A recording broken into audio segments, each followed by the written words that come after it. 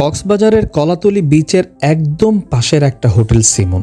ভাবেন তো, ঘুম থেকে উঠেই বারান্দায় দাঁড়িয়ে সরাসরি সমুদ্র দেখা যাচ্ছে। আমরাও ঠিক এই এক্সপিরিয়েন্সটাই পাওয়ার জন্যই এখানে সি ভিউ রুম নিয়েছিলাম।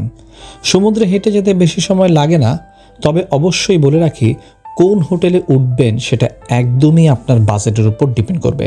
আমরা শুধু আমাদের এক্সপিরিয়েন্সটা শেয়ার করছি। আমরা যে রুমে ছিলাম সেখানে ছিল 2টা বড় সাইজের বেড, 2টা চেয়ার আর একটা ছোট টেবিল, ফ্রিজ, বেশ বড় একটা টিভি, আর হ্যাঁ, ছিল একটা বড় বারান্দা যেখানে আবার 2টা চেয়ারও ছিল বসার জন্য।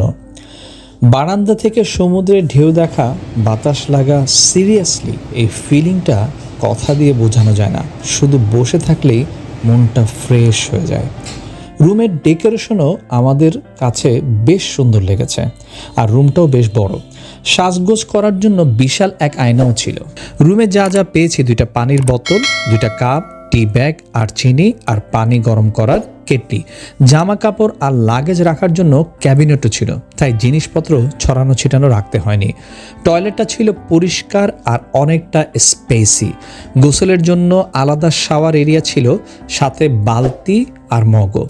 যাদের শাওয়ারে কমফোর্টেবল না, তারা বালতি দিয়ে পানি নিয়ে গোসল করতে পারবেন।